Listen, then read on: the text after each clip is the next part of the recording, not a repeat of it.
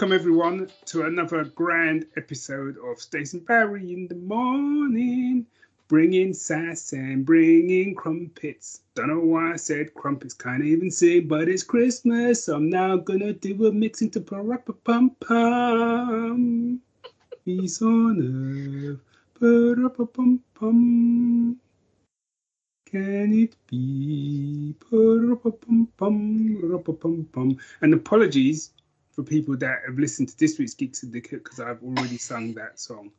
Apologies. And also apologies for possibly one of the worst intros I've ever done. But you know what? We're here and we're still kicking. In it though, look, it's been a hot minute. It's been an age. It's been a shit minute as well. Yeah. So you've got to let us off, guys. You've got to let us off because life came up and kicked both of us square in the nads. Yes. And we both had a time of it, to put it, as delicately and as nondescriptly and as, less distressingly as possible. So I think that was actually a very good intro because my energy levels would not have been that high. Yeah.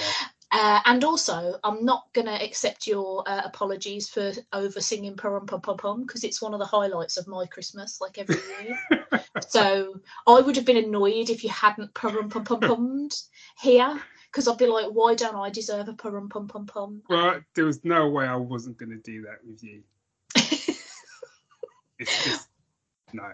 What a weird conversation that would be out of context. If I just go downstairs after I finished recording and be like, Rich, Barry didn't pum me. Isn't that rude? And he'd be like, I beg your pardon? Like, what now? Do I need to be like going around and kicking someone's ass? What's happening? Oh, B. It's so nice to talk to you again because it has been yonks. It has. And for a change, which we're riding this wave, I'm currently not that man like in... have you seen Airplane? No, I haven't. What? No, I haven't. No. So you do a podcast, right? Which is, was it? Never seen. Yeah. Never seen. I was going to say things I've never seen, but it's close enough. Close enough. Yeah. Get yourself a pen and paper, or in this technical age, maybe tap it into notes or something. You need to watch Airplane, and when you watch Airplane, I'll raise my hand. I will come on. I mean, I'm saying that like you couldn't invite me on. I mean, you might not want me on, but because it's not just up to me. Because funnily enough, that is a podcast that's not technically mine. So whose is it? Jenny's. Jenny's. Yeah, you'll have to butter up Jenny. All right, Jenny loves me. It's fine. She does. Yeah, we all do. Everybody does. No, he doesn't. He knows who he is. Dave. That didn't take long, did it? Oh, back in the saddle, baby. Hey. Yes. Go on. You need to watch Airplane because. Okay. Yeah. I'm almost certain it's probably already on the list, but I think if I make Jenny and Lee aware of it, at least one of them will be absolutely aghast. So. Good. Oh, dearie me. Hey, I know like usually we do a little bit of bants up top, and we have done a little bit of bants, but I've got so many things I wanted to talk about because it's been since the end of September that we last recorded. So do you mind if I just bust out some trumpets and get going? Get those trumpets going.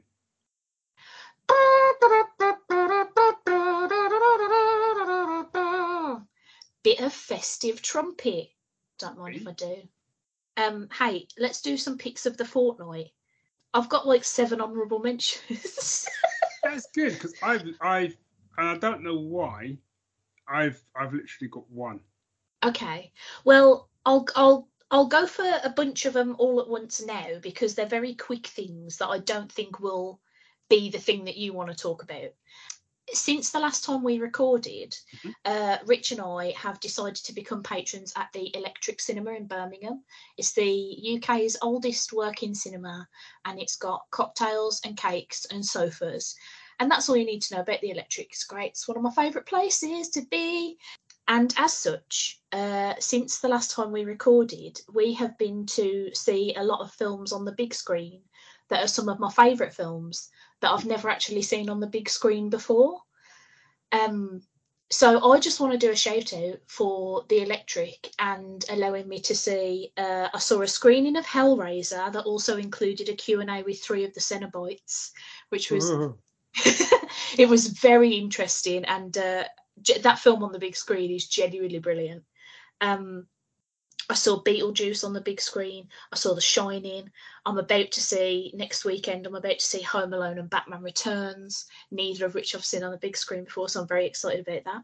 And we also travelled to London to go to the Prince Charles Cinema so that I could see the 1990 Teenage Mutant Ninja Turtles movie on the big screen for the first time with a Q&A with the director afterwards. Nice. And that was genuinely brilliant. Like, that film is top tier content to me. And not just because it's crammed full of turtles, but because it's like rad and funny and great. And he talked a lot about like working with Jim Henson and like, oh yeah, it was so good. The only thing that let it down slightly for me was that as is standard when you do things with audience questions, there's always that one person who asks like a really awkward question that he shouldn't have asked. And this one guy was like blatantly trying to guide Steve Barron into saying that he likes Kevin Eastman but he doesn't like Peter Laird. And I was like, why are you trying to stir up beef? And Barron was having none of it. He was like, nah, like they were both really like great to work with. Like, shut up. I'm still in contact with both of them. I like them, but what are you doing? Which I thought was great. And then somebody else asked the question of like, oh, like after everybody did the release the Snyder Cut thing for Justice League, like would you like people to like get started on a campaign to like release the director's cut of this? And he was like, mate, there's we made this film in 6.5 weeks.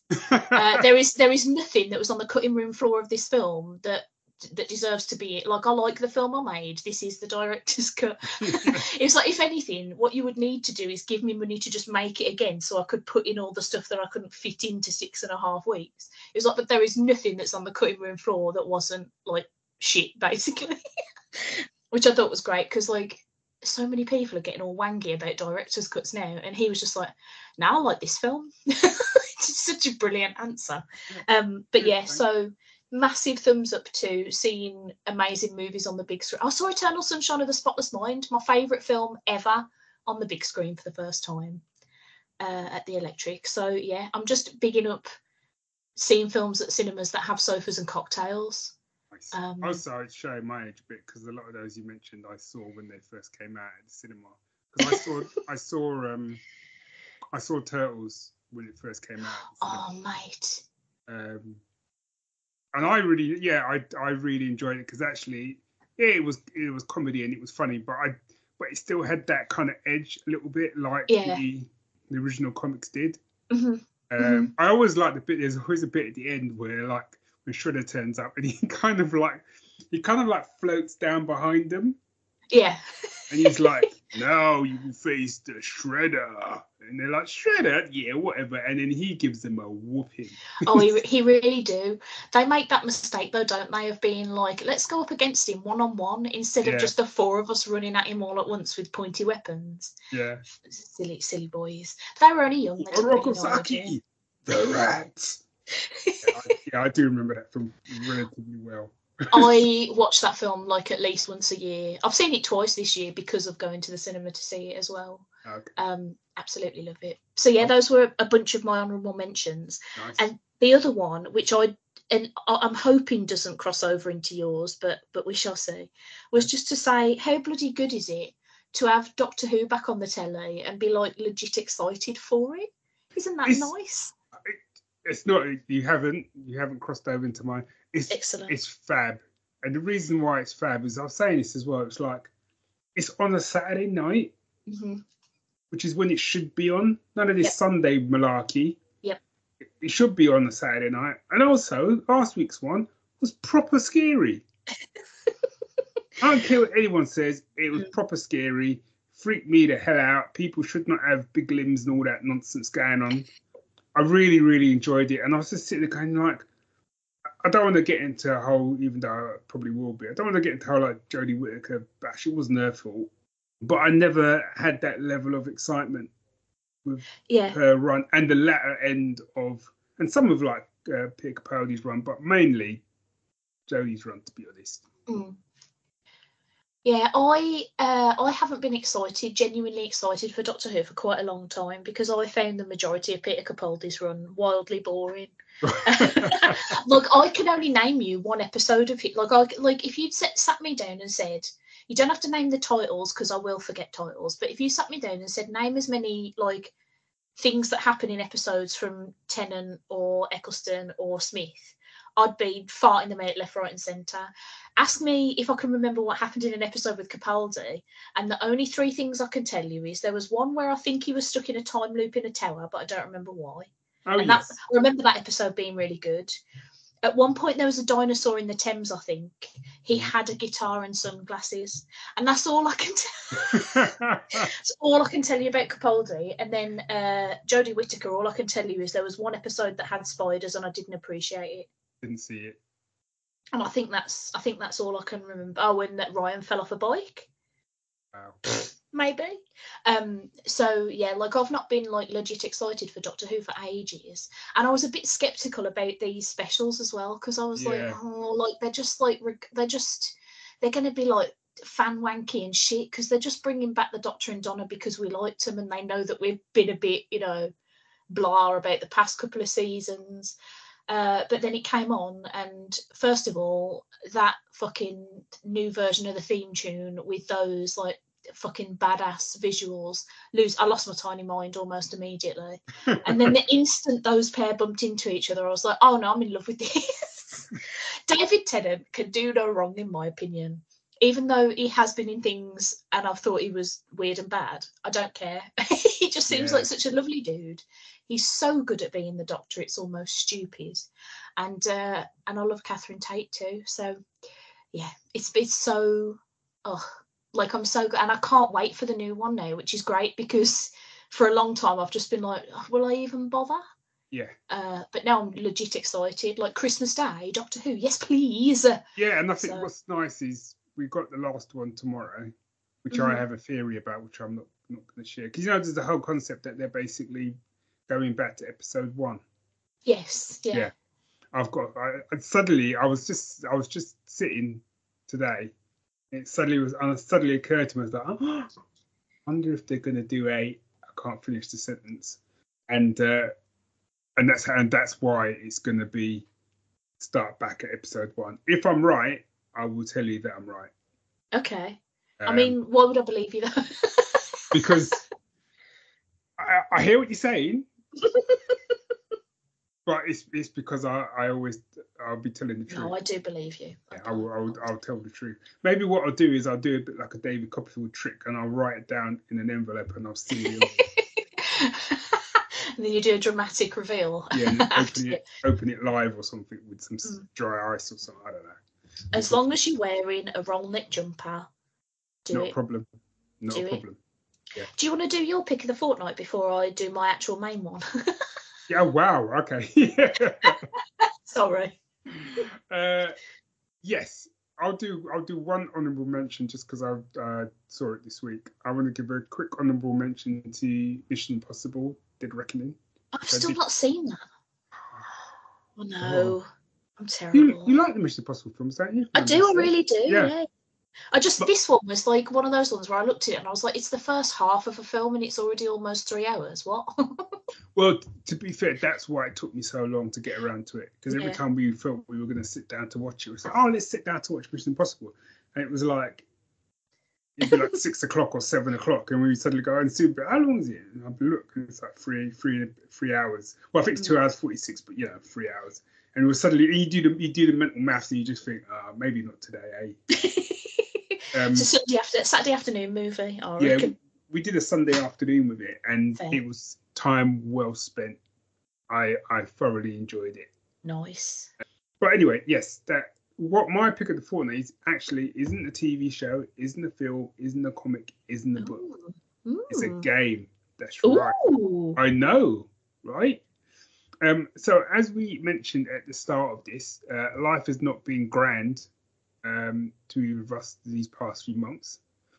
And I found it really difficult to sort of concentrate or just kind of relax, really. Even the things I'd normally do to relax, like, I don't know, fight ninjas, you know, that kind of thing doesn't work. I was going to say throw stones at small children, but that seems a bit harsh. Oh, it's Christmas Day. You boy. Bring me that stuff anyway. Yeah, so I started playing this game. I think I started it last weekend. It was on Game Pass, so it was free. He says in inverted commas. And it's got a bit of a Zelda vibe to it in terms of look. And I haven't really played Zelda, but just the look of it's got a bit of a Zelda vibe. It's called Jusant. Okay. And it's basically a climbing game. But I've played games like, I always thought like Uncharted did climbing really well, but it is nothing on this game.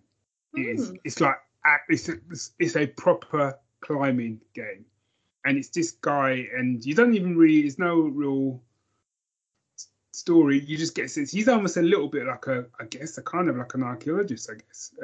It's got a bit of a Tomb Raidery vibe, where he's just climbing this tower, and it's just sort of city that's within this tower that's all deserted. You guess it's probably abandoned for some reason. And I think he's trying to piece together what happens. And he's got a little friend that kind of sits on his back that kind of points him to his next objective and stuff, which who would give Baby Yoda a run for his money.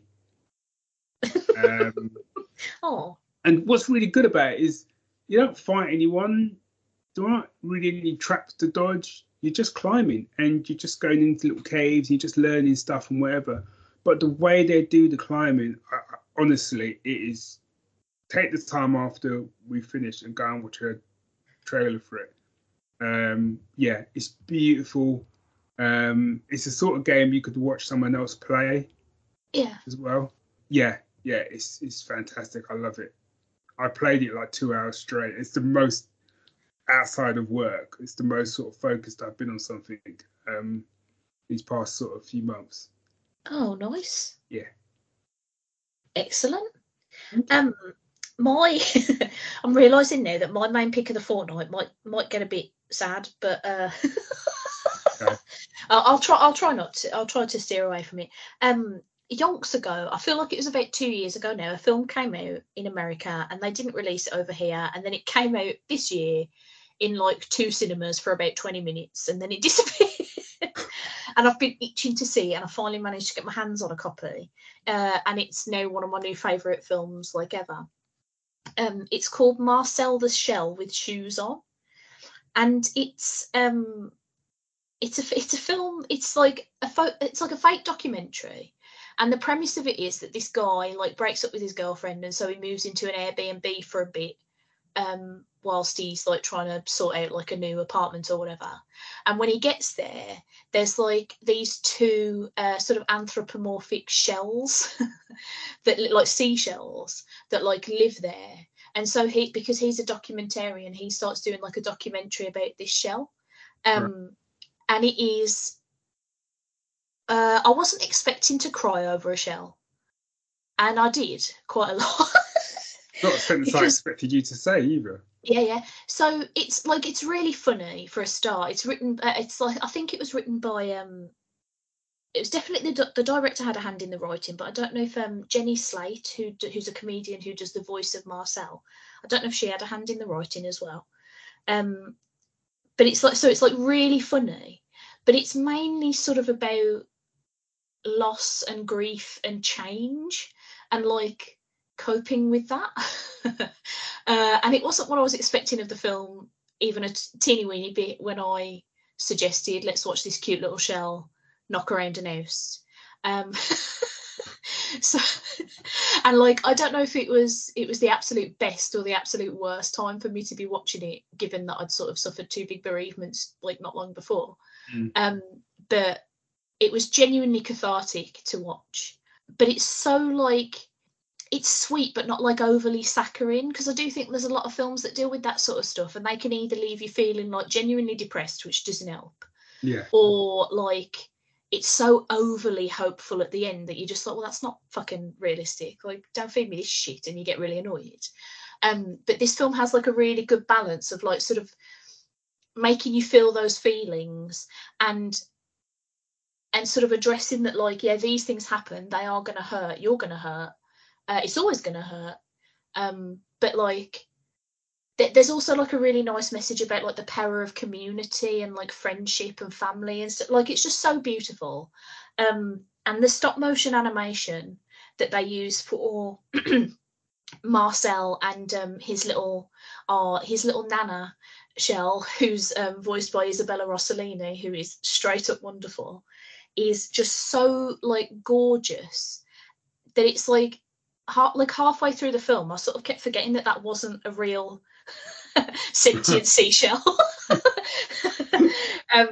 It's just so, I hesitate to use the word lovely because that I think makes it sound a bit twee-er than I kind of want it to. It is twee in some places. I mean, it's a daft little shell who doesn't really understand like life, but it's so like, it's made with like so much love, and it's really touching and gorgeous and beautiful, and just all of the voice acting in it is so like on point. I just fell in love with it like straight away, and I wholeheartedly recommend it to people. I do think, you know, be a bit careful with it if you're in a in a rough mood. I found it very cathartic and actually quite helpful, but obviously your mileage may vary. But, but yeah, it's a strong recommend for me. Absolutely adored it, and I'm very glad I got to finally see it. Oh no, it actually does sound really cool. I think for me, my head's not in that right place. No, my that's head's in fair. the place of watching people get shot in the face. That is absolutely 1,000% acceptable. That's my wheelhouse at the moment. And Tom Cruise running. Do you know what I mean? That's my wheelhouse. Chipping it. Just chipping it. Also, another reason why you need to watch the new Mission Impossible, and I know I've already said this in the Syndicate, but best dressed villain in a while. That guy rocks a cravat like nobody's business. Fair. That's absolutely fair. I do find myself sometimes when I'm watching films just thinking like, it's a shame you're a villain, because you just this whole look is so good. I know. I kind of thought that as well. You look good. Oh dear. Shall I break out some trumpets for some musical musings? Yes. Have we got time? Okay. We've got time for some musical musings. Let's do it. What's a good Christmas song?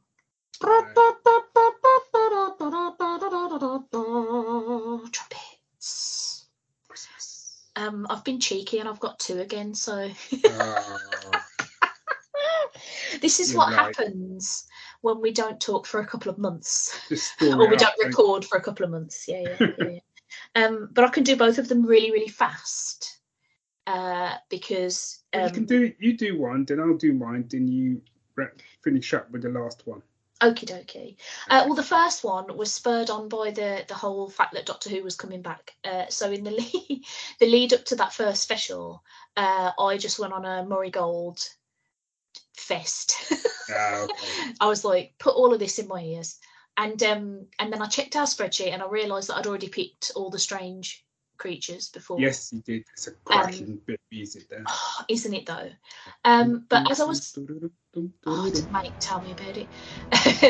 But as I was listening through the other soundtracks, I was struck by how great a bunch of the songs from it are, and I've really taken lately to the Carrier Night Swarm. Now, if you were to ask me which episode this was from or what a Carrier Night was, I would not be able to tell you. I can tell you it's from season 3, just because that's the album it was on.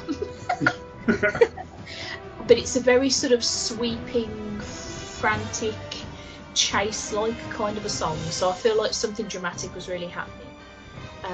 But it's a great little bit of music. Well done, Murray Gold. Well done, Murray Gold. Yeah, I'm trying to. It rings a vague bell, but not enough. I try and sort of like hum it at you, but it's like so fast paced. I don't think I'd do it justice, and you'd just be like, "What are you doing?" You're just You're just making random sounds now. Yeah, it's like when people say, "How does like Sandstorm by Darude go?" and then your mouth can't do the do-do-do-do-dos fast enough, and you sound like a bit of an idiot. Given the fact I have no idea what that song is. Oh, you do. It's that dance one that goes like. Oh yes. There you go. It's really hard to do that. Really. Oh God, I was just dancing, but nobody could see it, thankfully. I feel like you just don't care. But yeah, so that the Carrier Night Swarm, put that in your ears and have a little appreciate of it, everyone. It's good. It is, yeah, pretty much. And I'm looking forward, unless they've already done it, but probably not. I'm looking forward to seeing the release of the music for the 3 specials, because it has been good. It really has. I quite like the last fellow who did it's gone Ebola, I think it was. I can't remember now. Who did Jodie's run, but it was a bit more. What I realised the more it went on, there was some good pieces of music in there, but it was a bit more meditative. Yeah, which in a lot of ways doesn't really work for Doctor Who. I quite like it to be a bit big and bombastic. Yeah, which is same. what Marigold does. He kind of like kicks up on your front door of an orchestra. It's like, sit there, we're gonna play. Let me blow your socks off, and you're like, ah, all right. So in that vein, I've picked a composer who does much the same.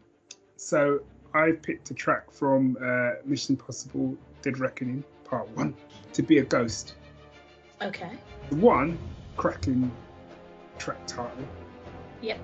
And 2, what I love it's a great piece of music, because what it does is it uses one of the things I liked about the Mission Impossible series, the films, is that they used, because everyone knows like that main bit of, you know, do do do do do. Everyone knows that.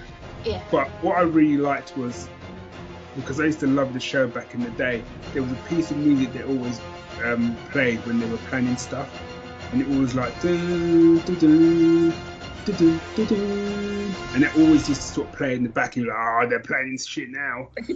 and they used that throughout the films.